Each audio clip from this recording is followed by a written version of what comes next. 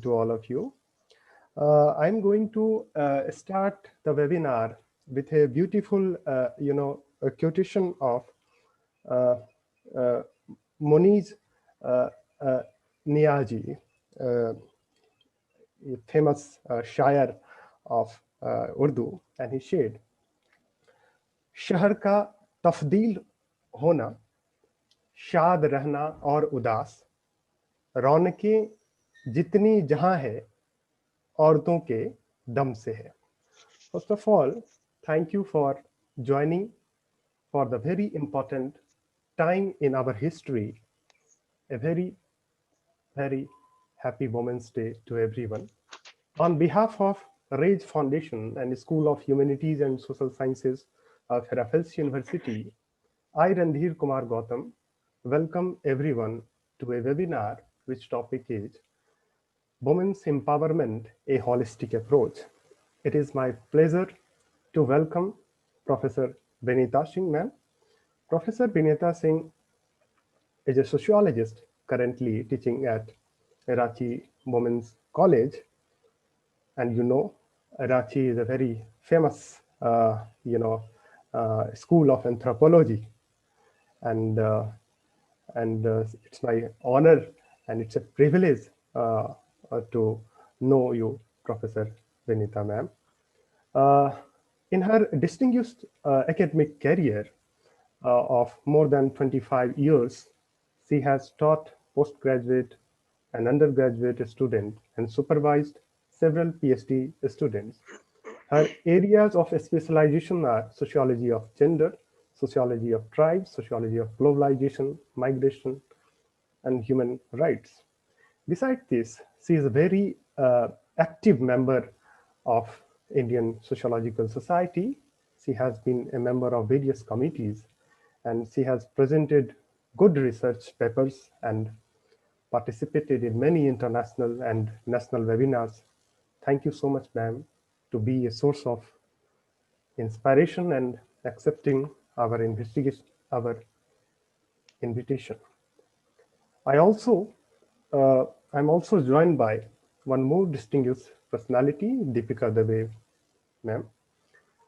She is the founder and president of Rage Global Foundation. Professionally, she is an engineer and project manager of various important projects in USA. She works among capacity building of social activists, networking and campaigning about women's empowerment and anti-drug awareness program in USA. Thank you, ma'am, for accepting my invitation again. Before the talk of our speaker, let me try to give a brief context of today's talk. You know, we have today the International Women's Day, and we honor the women who have heroically imperialism, fascism, casteism, and colonialism, and have sacrificed their lives to fight for a better and just world. It is a day to celebrate the ideas that freedom is powerful, freedom is precious, liberty for others as good as liberty for us. Even after a struggle of so many years, we live in a very unjust world. Violence against women is still pandemic. We are still facing the same age-old questions. Can we overcome societal biases against women? Will we achieve gender equality? How society pays when women work is unpaid? The persistent prevalence of patriarchal prejudices and misogyny appears to have been in full display in each domains of society, be it family, be it law, education, labor, and leadership. Like women, men are born. Men are not born, I would say, but made by society in the context of masculinity, along with the conception of Simona de Beauvoir. Here I want to brought Butler perspectives that which insisted that gender resides in repetitive words and actions, that is in performance, and we have a hegemony, uh, patriarchal culture for that matter, and such repetitions of our actions are rarely performed freely. Even the idea of women empowerment was introduced and International Women's Conference, Nairobi, in 1985. And women empowerment, is defined as a change of context of women's life, which enables her to increase capacity for leading a fulfilled potential human life. It gets reflected both in external and internal qualities. We also know that the story of empowerment of women is not a singular narrative. you know Rather it is located in the complex set of religion, caste, ethnicity, identity, for that matter. Although women are important productive workers in India and in general nation international economy, despite the fact that much of their works fall in invisible and unorganized category. But we are hopeful for better future. We have seen India has been home to a highly diverse and critical women's movement in recent days, such as Me Too movement, anti-CA protest, and farmer protest. I think woman is just another being with equal power of creative imagination, and a society which disregards them under any pretext is retrograde and suffers from various chronic elements. So we are facing many social problems because of the unjust social structure. So now in this context, now I would like to invite Professor Vinita Sigwam to give more insights on the very topic, today's topic of webinar, that is Women's Empowerment, a Holistic Approach. So ma'am, over to you. Thank you so much, Randhir, for having invited me. Deepika ma'am, though I have not met you personally, but it's via Randhir that I come to know you across this webinar. The thing is, Randhir has more or less broadly touched issues, which leaves me thinking where I should begin from. Because I had certain plans in mind, certain things which I wanted to take up, and then it's on the spot, extemporally changed. So what I would like to begin with is the two terms that we are using, women empowerment. I would like to begin with the term women, and talking of women, the first thing that comes to my mind is that they are not a monolithic group or a single category, as Randhir had put it. The age, caste, class, race, religion, education, the quality, the kind of education, the economic strata, and people coming from across other continents too. That makes a huge lot of differences. So when we talk of women, we have to keep these conceptual categories in mind, because what is applicable to one set of women may not be Ma'am, applicable to another set of women. sorry to So interrupt. Kindly turn the video so that we can also watch you.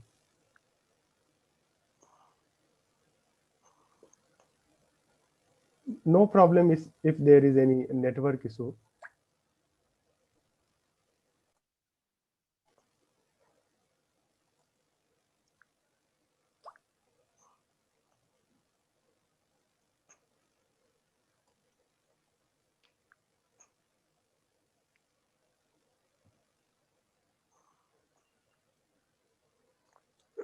Yes, yes, yes.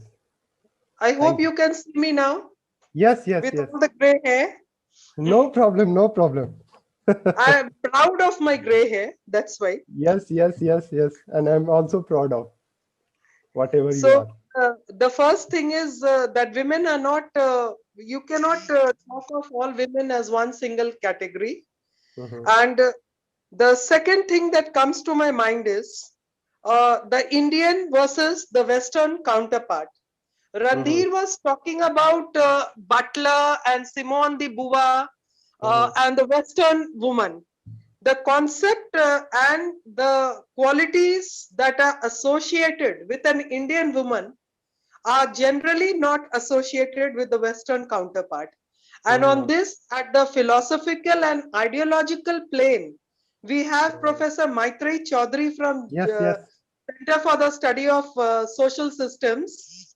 I'm not quoting anybody else other than Maitreyi.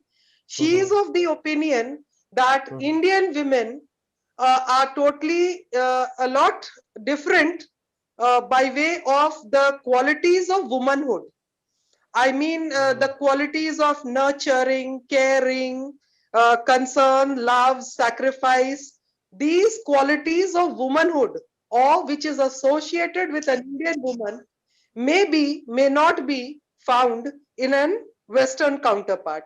So that is one big wall that is drawn between the Indian woman and the Western woman. Though things are changing, these are traditional concepts that we mhm, have been living with over the ages. And it can be changed. So I might have to face criticism on this issue from my Western counterparts. mhm, So, and the third part is the traditional gender roles versus the biological roles.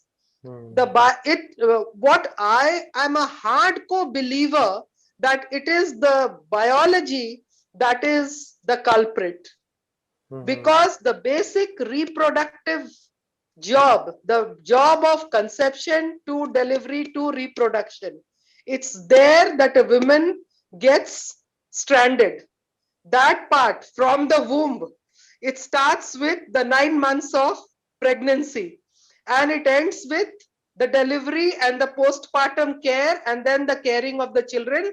It becomes an online never mhm, ending process. So, and which cannot be changed, it's fixed by mother nature. And all those people who've tried tampering and hampering with that mother nature, the natural biological cycle of talking of IVF, same sex marriage, and things like that, unnatural things. They are in for not, it's not a question of criticism or choice. It is a question that there are some things which Mother Nature, and you've seen one of the after effects of what is happening all over destruction, the kind of disease, the kind of destruction that's coming around when we try over this using the resources, the natural resources that are coming up. On one side, we talk of preservation, letting things go the natural way. And the other side, we contradict our own statements by doing what is not natural and not following Mother Nature. So this reproductive role of women, I feel that is the crux of the issue. Let us put it, it's not society, it's not culture, economy or polity. Simple thing is, it's biology. The caring and the rearing, everything revolves around that. Taking all these issues into account, then we come down to the term empowerment. We all know that the internet today is flooded with material PDFs on empowerment, the concepts, the theories. So I'm not going to deal with that. There's enough material for us to just put on the net and read what's written there. So I would think in my mind, what comes up is after the UN Human Development Capabilities approach, the MDGs, Millennium Development Goals, then the Sustainable Development Goals we talked of, everywhere the term has come in, mhm. empowerment. Now, this is, the, uh, am I audible? Yes, yes, yes. You are audible. Fine. Everywhere this term is coming, and it is what I understand, my understanding goes that accepting and including people who are outside the process of development and pulling them into the mainstream, because empowerment for a Western woman, for a white woman, will be different from that for a black woman, or maybe for a 20-year-old and an 80-year-old. My mother-in-law, she died 6 months back. I recall that when I was taking classes online, she said, "How are you sitting at home? Where is your chalk, duster, blackboard?" Fine, she's no more, with due respect. So this kind of empowerment is different for different people. So we cannot even use the term, just like women themselves are categorized. When we talk of the empowerment concept, it's a process, and its implications and ramifications are definitely going to have different impacts, or different people will have a different set of meanings which they will attach to the term empowerment. And I would go back to Randhir's favorite, on which he is doing research, Mahatma Gandhi. uh, I was just reading Gandhi, and I went on reading. Just like yesterday, I started reading a book, The Life and Works of Rashid Jahan. Uh, and I just found The Rebel and her work.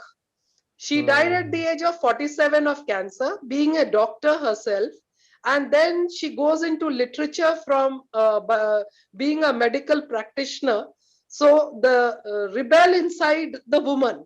So it was fun reading. I tried analyzing. And same way, when I started reading Gandhi, there are some beautiful lines which he has written. When he talks of the march, Dandi March, and then he says in one chapter that I have taken the women out of the kitchen. Now it's up to you people, post-independent India, that you all keep her and not send her back, relegate her job to being only that to the kitchen.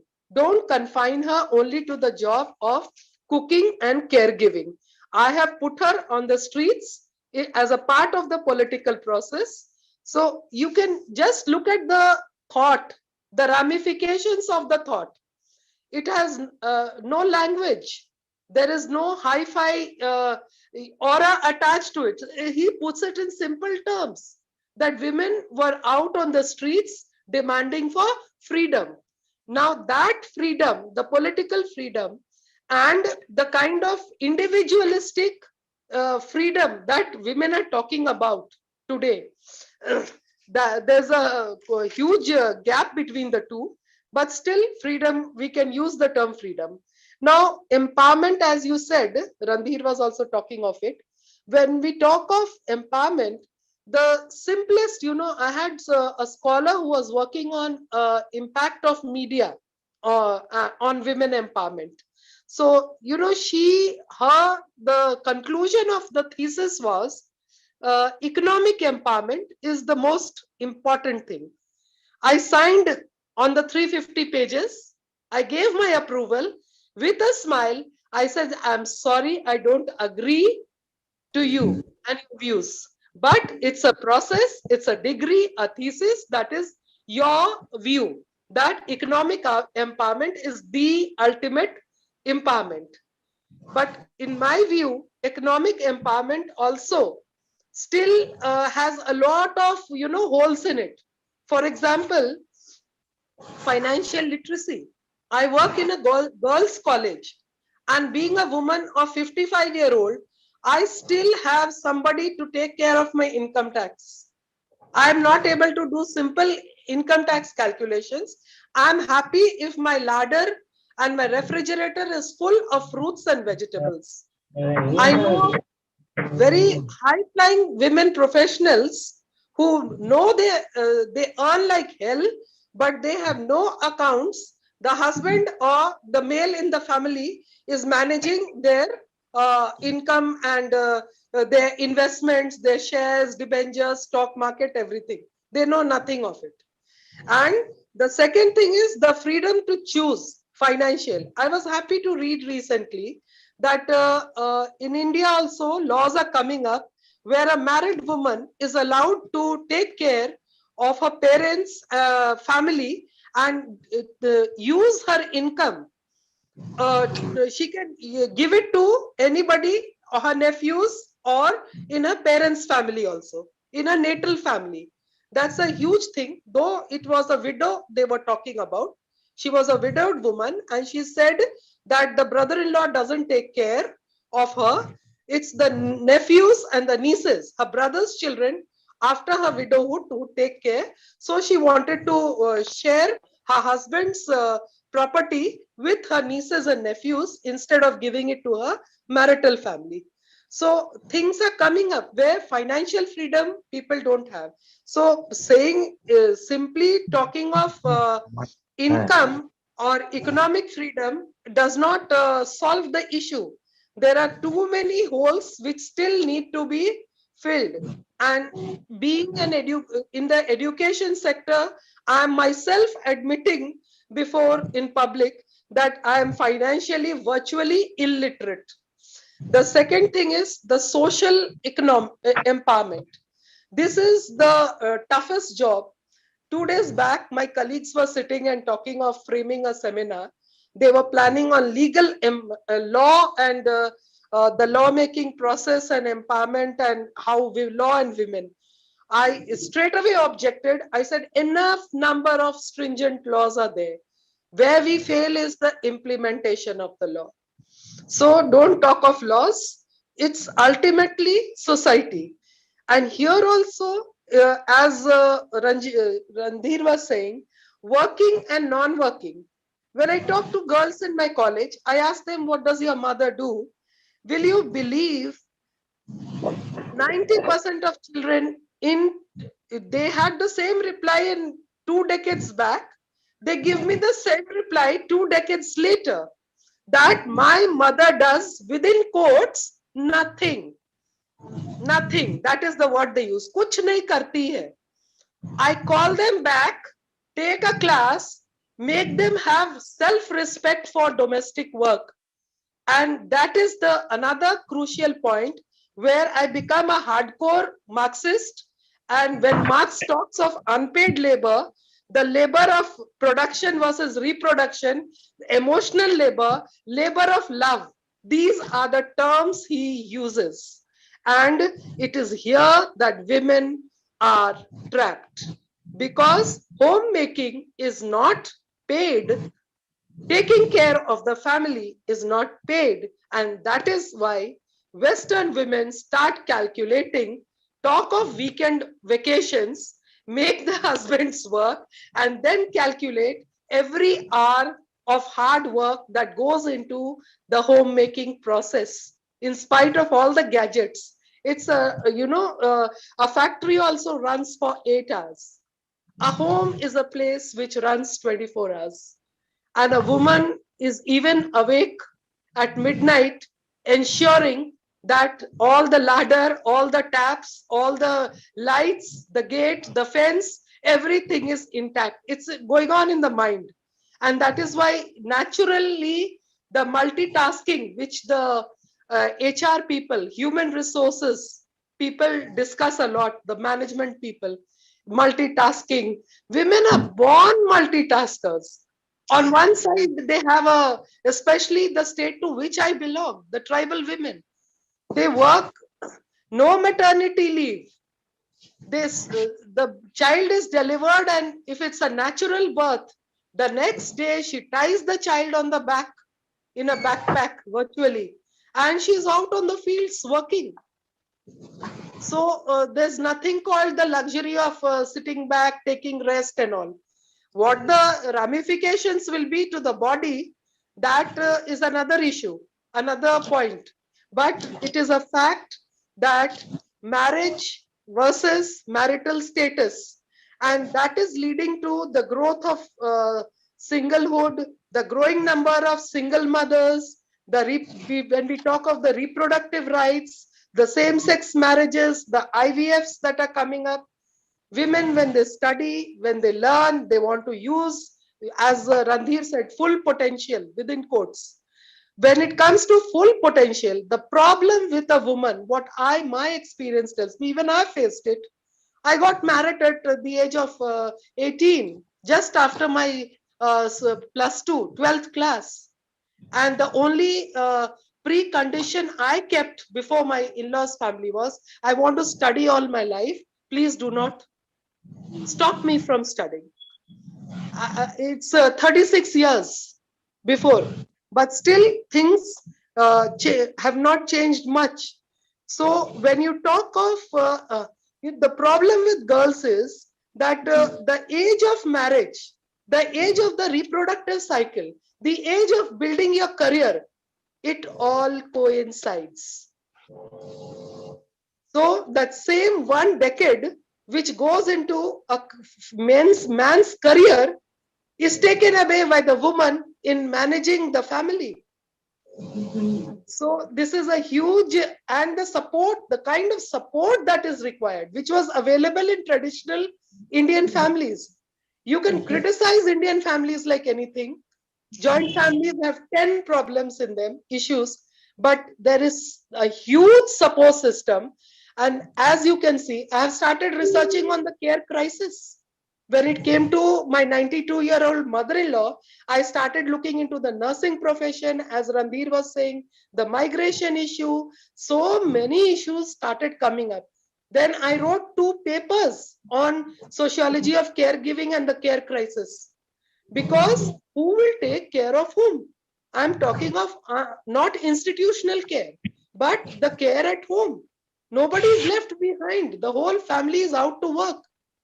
So when the whole family is out to work, the women's work, what was considered the woman's work, is left with nobody to cater to it, nobody to address it. And why? Because she doesn't get the due respect for that work.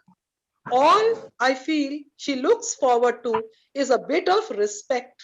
And highly educated women these days, I know of cases where they are leaving their jobs, quitting their jobs, taking breaks, long breaks, and even the corporate sector people have realized this. That is why they are giving long leaves. They talk of work from home.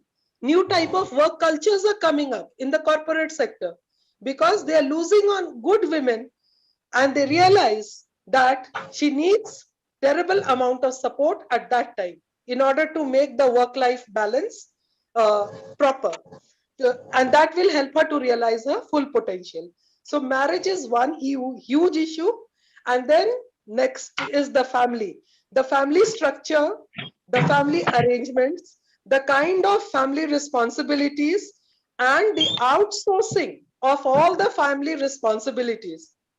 My 32-year-old son came with some of his friends. I got worried how I'll cook, how I'll manage. He said, don't worry. Everything is available online. I'll get the food. I'll lay the table also. You sit and you smile. You cannot imagine the relief I felt. So things are coming up. Outsourcing of most of the work which the family was doing traditionally is taking place. But still the caregiving part, especially child rearing, is a difficult issue, challenging issue, because it's not only the biological part. There is a sociological part, the culture, the language, the good habits, courtesy, manners, everything a child imbibes from the mother right from that tender age. And a nanny or a caretaker cannot be a substitute to a mother or a grandparent. It is well. And then again, the Marxist view that ultimately, if we don't become alert, we'll again start that commune living, as you're seeing in metro cities. Community kitchens, community living is again starting. And I'm a huge supporter, don't mind, of live-in relationships also, because there is a very valid ground. Living in does not imply sexual relationship alone. I want to be very clear headed. I talk to people like that blatantly because it is a kind of support that the opposite sex, with all their traditional goodness, the skills that are there, they take care of each other also. And safety, security issues, the loneliness issue, the emotional needs. It's not only a physical sexual relationship, which is generally understood or misunderstood or whatever. So these are the kind of things that are taking place within the family. And when we talk of the social part, the extended family or the neighborhood, which the kinship system was taking care of, as he said, anthropology.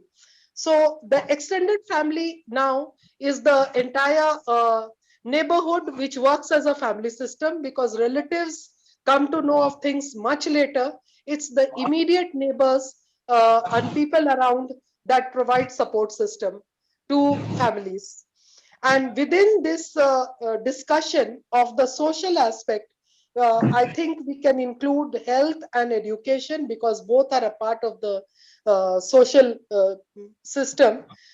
In education too, when we talk of empowerment, even the current Indian government has realized that just distributing pieces of paper is not going to help get jobs. So we are again back to the old skill-based education, that it's important to enhance and hone skills or vocations or job-oriented courses which will empower the children or help them to fetch jobs in the job market.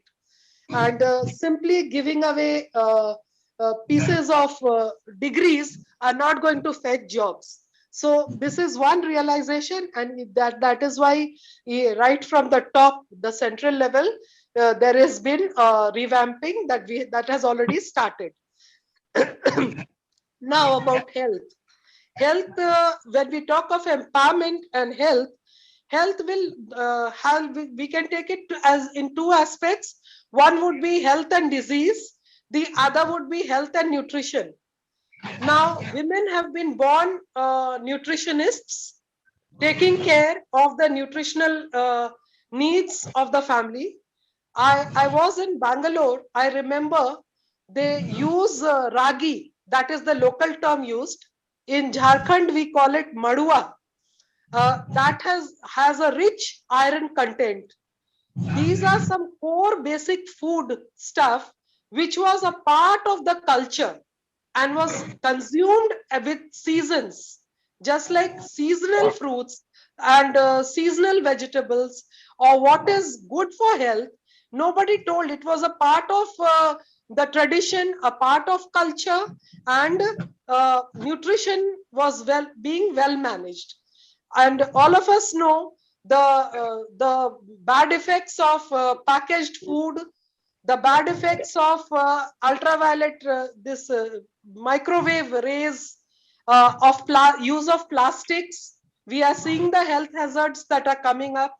And now with the coming of COVID and the health issue, uh, India is doing very well when it comes to the Ayush and the use of traditional herbs, Ayurvedic, homeopathic medicines, and immunity boosters, natural herbs which were used are now again regaining popularity. So, empowerment by way of health, yoga, that is another thing which we were missing out. Exercise, gyms, fitness clubs, which we talked of. Health is one big issue that has come up to limelight because of the COVID situation. And empowerment, when it comes to women, I feel the most neglected part is the women's health herself, the homemaker. I had a PhD girl working on that. Health status of housewives. My men colleagues asked me, "Excuse me, madam, being a student of sociology, how are you planning to measure health? Because everything is in measured." I talked of two kinds of research. where we talk of research on base of statistics, which economists generally do. But the trend is changing post Amartya Sen and post Geodries, where they talked of human development, and then they talked of health and education as indicators of good health. So I laughed and said, I can tell you because you don't need a, they told me you will take a thermometer and measure just like you measure temperature. What scaling are you going to do to measure the health status? I said, I'm going to apply my traditional scales as a student of sociology. Number one, marital status. Whether she is a single woman, whether she is a married woman, and the number of family members whom she is entrusted to take care of. That's definitely going to impact her health. The second thing I talked about was the family structure, whether she is living in a nuclear family or whether it's a joint family. Because if it's a nuclear family, she'll be free to take decisions regarding the food, the quality, the kind, what she wants to serve, what she doesn't want to serve. But if it's a joint family, by the end of the day, she'll find that she has catered to everybody's needs, nutritional needs, because a family which is joint has 3 generations or 4 generations living in it. So if there are 3 generations, the elderly and the lactating child, a lactating child is also there, whose bottles, milk bottles, have got to be boiled on the same kitchen. So you can imagine the load on the kitchen.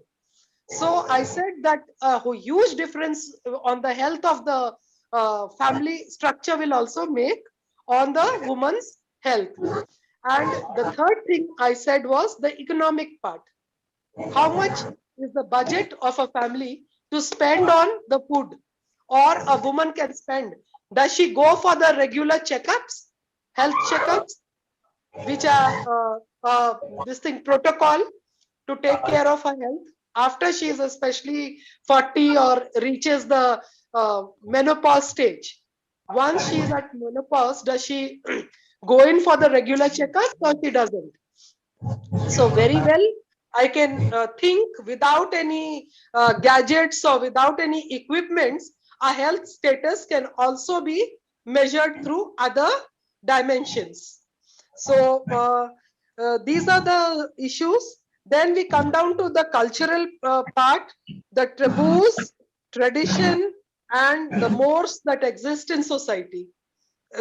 So Indian society has got a taboos with food, with culture, and it's a heady mix of tradition, modernity, as Professor Yogendra Singh, whom I revere from the core of my heart, has put it, that tradition, modernity continuum is clearly visible in Indian society. So when it comes to the cultural taboos and modernization process, for example, Professor Singh, Yogendra Singh quotes that when somebody buys a new car also, the first thing he does is he takes a coconut and breaks it on the bonnet of the car. That means he's inaugurating the car. So they haven't left their traditional way of welcoming something new, or within quotes, making it auspicious. So these things also continue. So when we talk of empowerment, we cannot leave out the cultural mores, traditions, or taboos. Then empowerment will also include the legal process. We cannot talk of empowerment without the law. What I feel is, especially post Nirbhaya, a whole lot of laws have been framed in the country. What goes wrong is having awareness of the law, the legal process. So what women need is legal awareness, legal assistance, and access to the courts, because there are places, even the geographical locations, where women are not aware or are not having access or the resources. to go to a court of law and Bagus. state things. So Bagus itu. the having an Ini saya nak understanding of the kita kerja process melatih is karena tu. quite Benar important. mute karena tu. And there the Boleh manca empowerment ibu process wrestling kan. is still incomplete. Masa And nung yes, maru start the kali. law is being misutilized also. And today, in fact, Na I tu. should have begun by dedicating this मैं तो whole मैं खाली lecture link to मुझे all the men in my link life, जाऊंगा नीचे जो whether it is my father, my husband, my son, or the scholars who have given, scholars like Randhir, who have been in touch with me. It's because of their love and affection that I am who I am. Each time a woman falls, picks up her pieces, gets herself ready, and then walks. So it is the love and affection of all these sensitized, sensitive men, because of which we women feel wonderful. I don't imagine a world without the male counterpart, please. Because I remember my 8-year-old son one day asked me, Mama, uh, I cannot even cry. I said, why can't you cry? I can't shed tears. I said, why can't you shed tears? Who has said? No, I'm a boy. And because I'm a boy, I cannot shed tears. Imagine the child's agony. He wanted to howl and cry, but he cannot cry because the typical masculinity thing is attached, that he cannot cry, he cannot show emotions. Who says men are not emotional? They are equally sensitive, equally emotional human beings. So it is a misconception that men in general are violent. It all depends on the kind of socialization process that men have been under. And who is responsible again for the socialization? It's the women. It's the women. It's the family. So ultimately, it is the mother figure that matters. And I love being a mom to every child these days. So when my son comes and tells me that I'm your only child, how come everybody calls you mama? All my friends call you mummy, masi. I said, I love being a mom because womanhood or motherhood itself implies embracing, taking, understanding, love, care, concern. You shower it and you get it back, and definitely you give it and you'll get it back. So the legal process is there, and then ultimately this year's theme for the UN conference has been women in leadership and the political empowerment of women. Here, I would start with the top down approach, whether it is the national level, the state, or the city where we have the mayor election, or the village level, the sarpanch and the panchayat mukhya. We all know that 33% reservation has come right up to the ground level.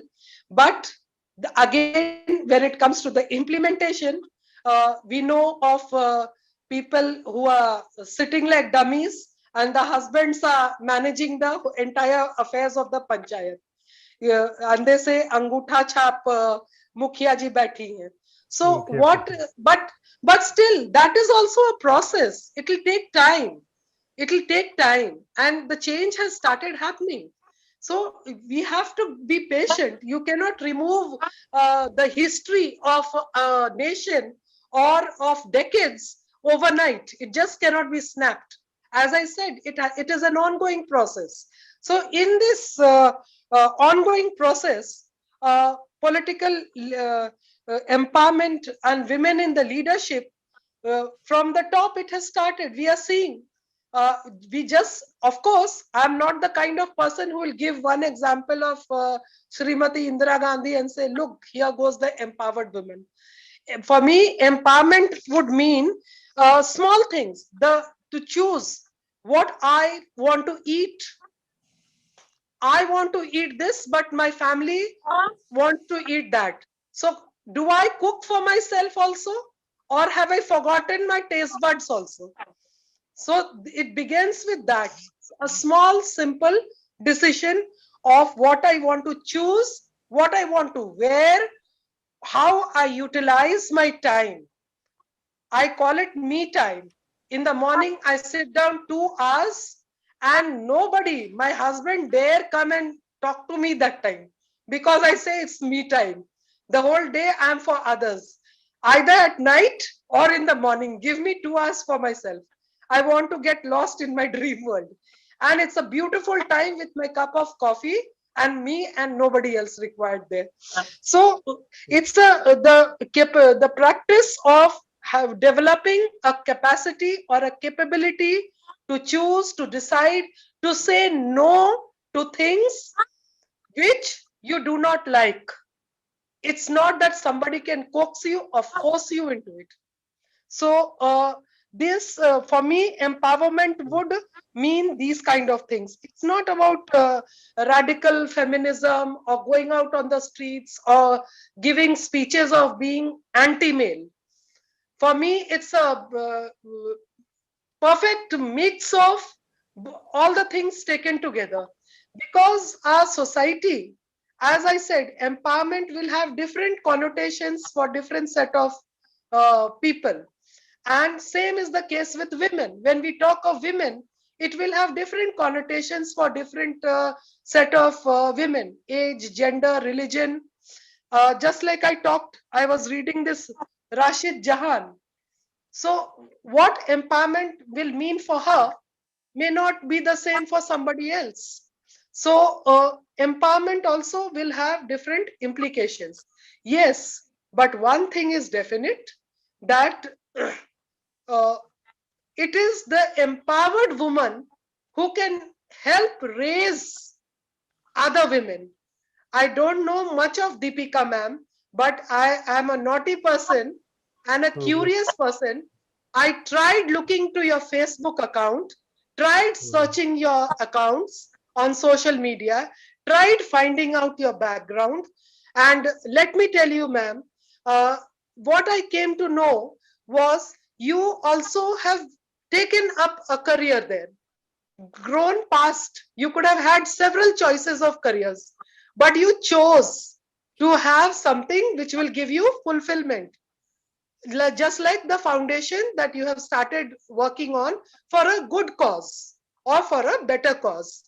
And so it's my habit to look into people with whom you're associating, because ultimately the association and the kind of people you mix with definitely matters. So I wanted to know that who's running the who's the master uh, man, I would say, because the chair becomes gender neutral, but we are so used to it. Even my colleagues, the people, my subordinates tell, yes, sir.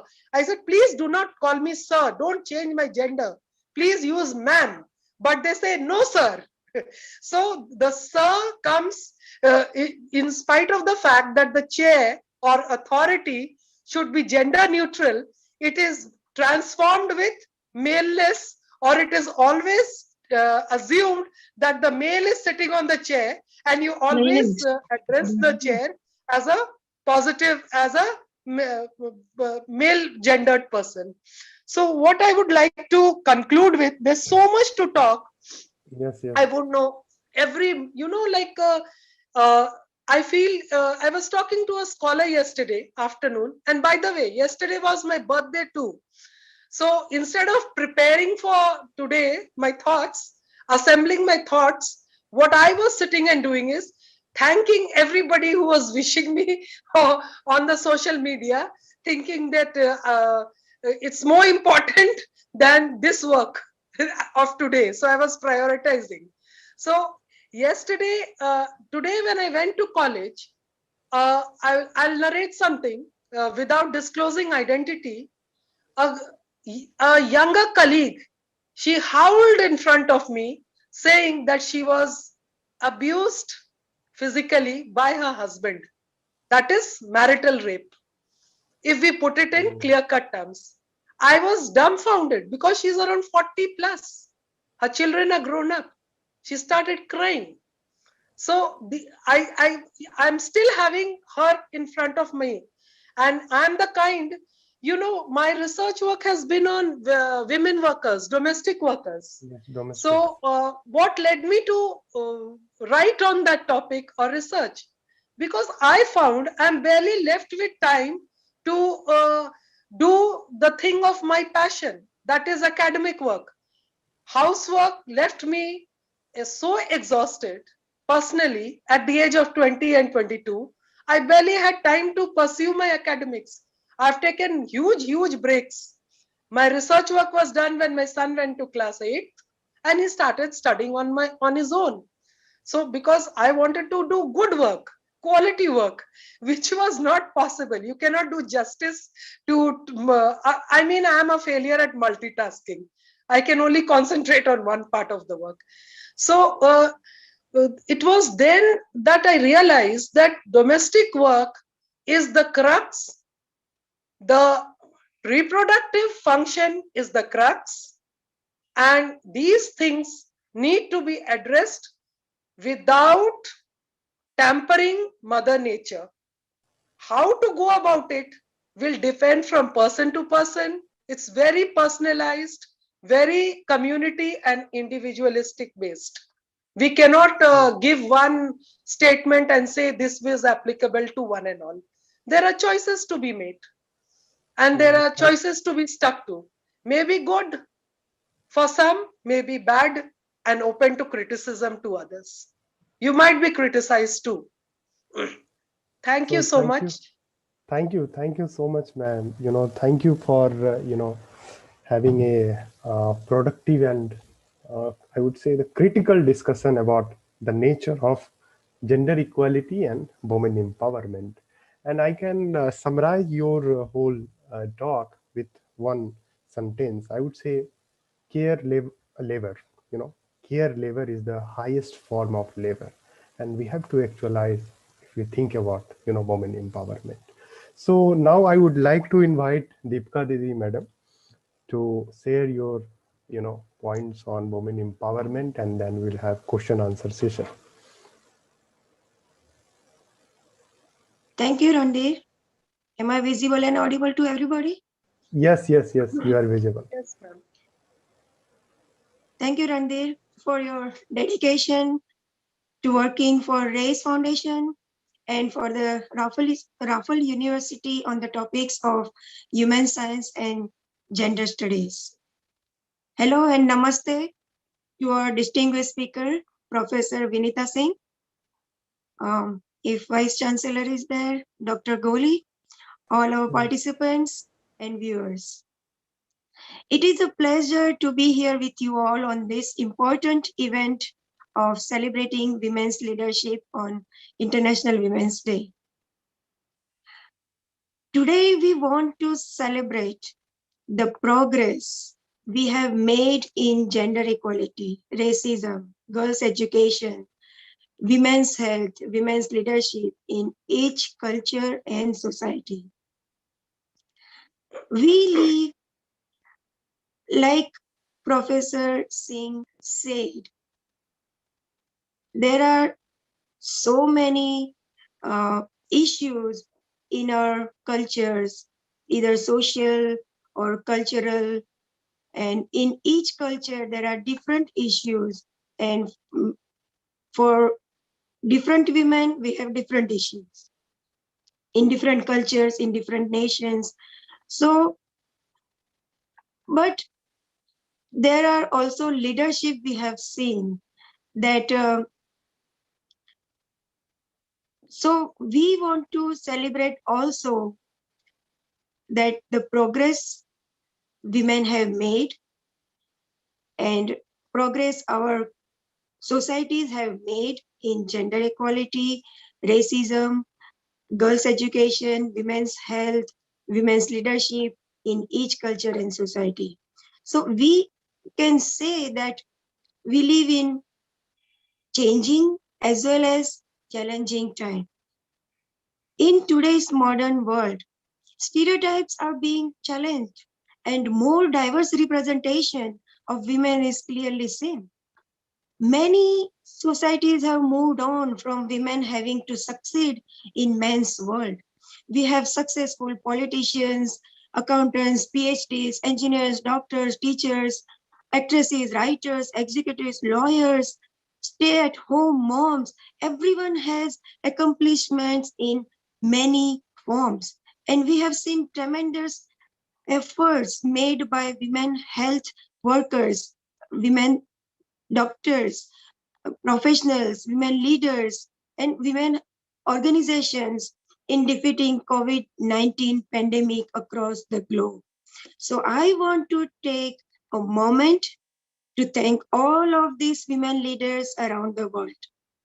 I also want to talk about the fact that women have demonstrated political leadership by working across party lines through parliamentary women's caucuses and by championing issues of gender equality such as elimination of gender-based violence, parental leave and childcare, pensions, gender equality laws, and electoral forms. Women leaders and women's organizations have demonstrated their skills, knowledge and networks to lead the nations. So also we applaud for that a historic milestone has been set with USA's first woman Vice President Kamala Harris, who has poised not just to put a really big cracks in the glass ceiling in this election, but she has poised to break the glass ceiling in future elections. In the current situation, a vice president of United States being a daughter of immigrants is a role model effect. We are currently getting there that someone would have been there in a presidency role, but not yet, because like Professor Vinita Singh said, we have double standards still exist on how our society perceive, value, and judge men and women. And my heart was broken when I read an article from Forbes on research that says that 50% of men and 39% of women in the US are not comfortable to have a woman in the highest government position. So because they still have less confidence in women's leadership. So now let's talk about women's empowerment. Why we still in 2021 we have to talk about women's empowerment. From 19th century it was women are working on women empowerment. So like Professor Vinita Singh said, we have women empowerment in different is different in different age of women, different age of people from different culture, from different countries. So as she has talked in depth about Indian women's social and cultural issues. And I agree, Professor Vinita Singh, with all of your points of view that yes, women are trapped in their productive and social role. And I would say empowerment starts within ourselves. No one else can make us empowered if we don't take our own stand, from deciding on what do I want to eat to if I want to work in my passionate field, I will work on my what I have studied for. So, but still we can say there are not only that, there are many areas where more needs to be done than is being done. Like Professor Vinita Singh, she has talked in depth about social and cultural issues. Let me say that women are also underrepresented in politics, business, and corporate jobs and STEM fields. So the present representation matters, especially when studies shows that gender equality is still far being reached, whether in boardroom, C-suites, and in compensation. Women are underrepresented in fields where success is believed to require brilliance. So data taken from Harvard Law School Forum says there are in US there are only 5% women CEOs, and in India only 4%, and so on. So, but no more than 10% in the world. So at the top of industry and government, the faces remain stubbornly made. In fact, there is some evidence that numbers of women are actually decreasing in these fields. Also, Sheryl Sandberg, the chief operating officer of Facebook, said that women are not making at the top of any profession in the world. International Labour Organization Director General Guy Ryder also said that globally women have fewer opportunities for economic participation than men, less access to basic and higher education, greater health and safety risks, and less political representation. And US also lagged far behind other countries on women's representation in government. The laws were made by men and are dominated by men, and that are same goes for parliament. This means that in all of making the law, women are largely absent. It is not surprising that law doesn't work for women. So there are, like I said, there are many topics we need to work on. The other is women are more likely to suffer from poverty and lack of education. My heart breaks to look at the data that 130 million girls worldwide are out of school in 2018. Still today, girls are being considered in secondary considered secondary in getting education to their male siblings.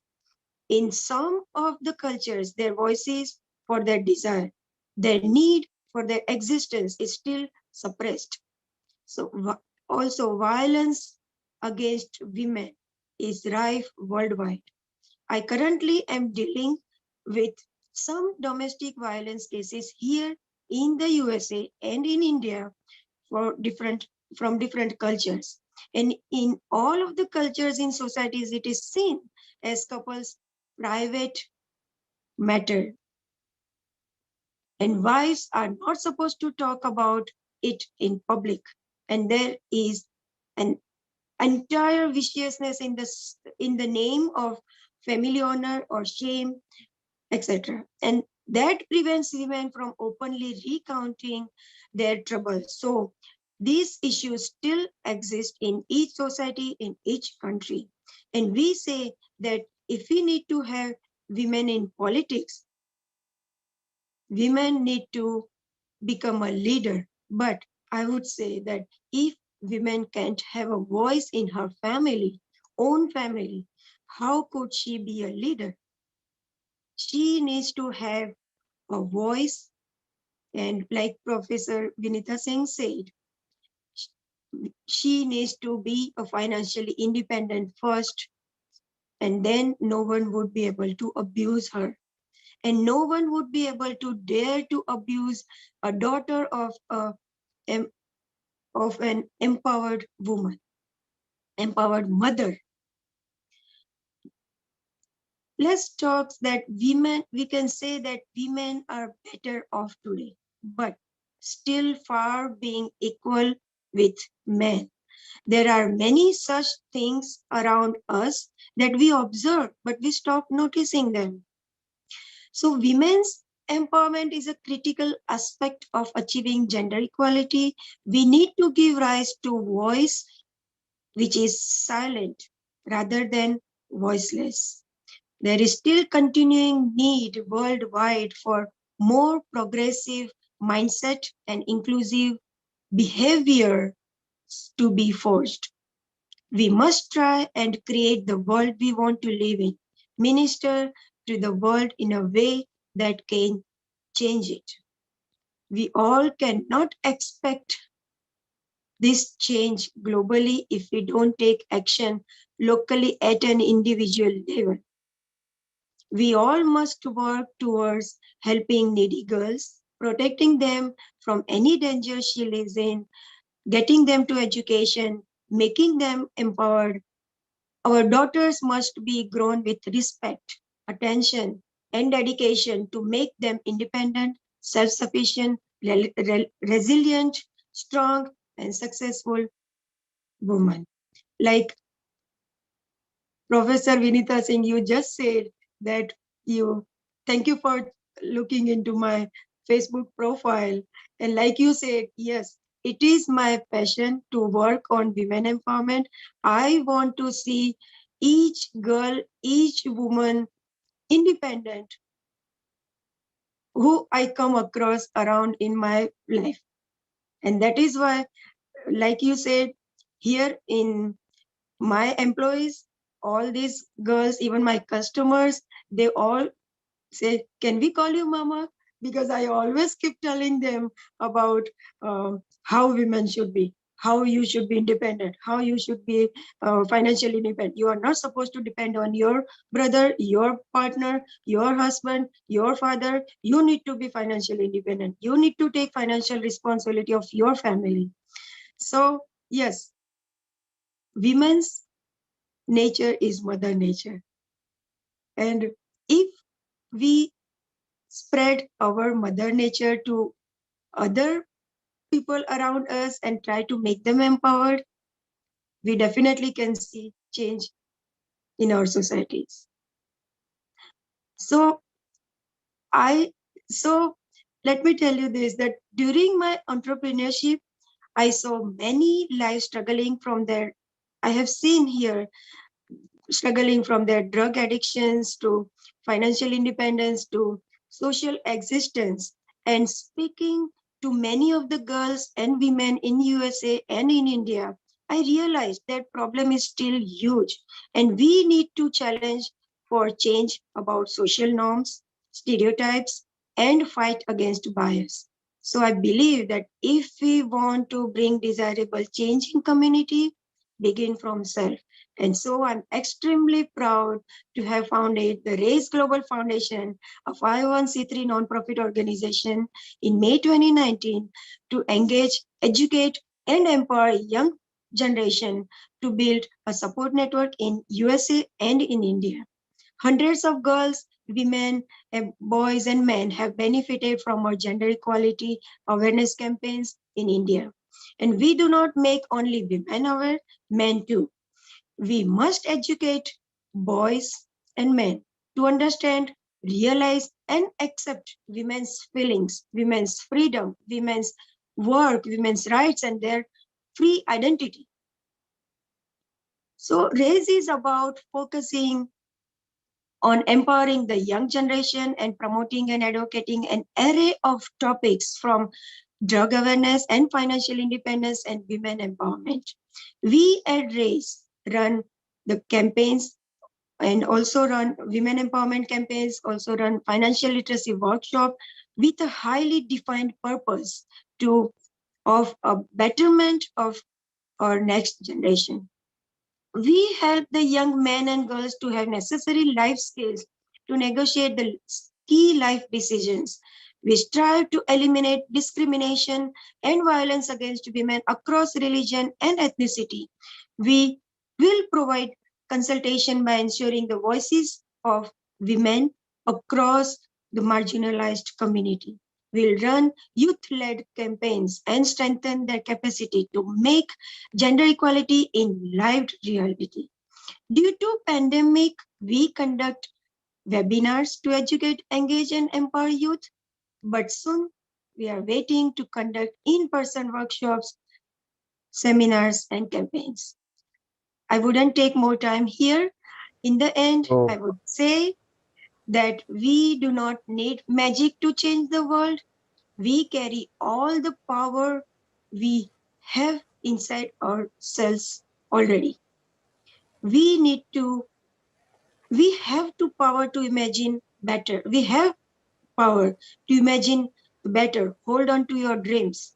Believe in yourself. Take up the challenges of forging an identity that transcends yourself. Challenge each stigma, bias, or mindset for change. Transcend yourself and you will find yourself. Choose to change. Happy Women's Day. Thank Happy you. Women's Day. Thank you. Namaste. Thank you so Thank you. much Thank for you. it was It my was a pleasure very, today. interesting and insightful discussion, I would say.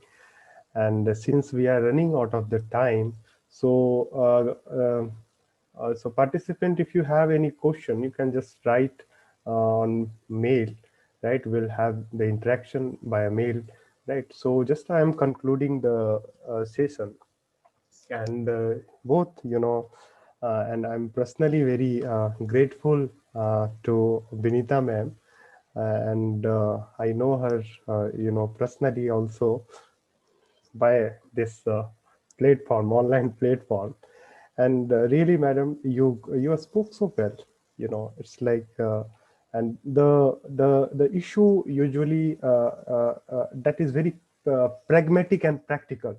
That insight is very, very significant, right? So I want to listen you more and more, but there is a limitation of time.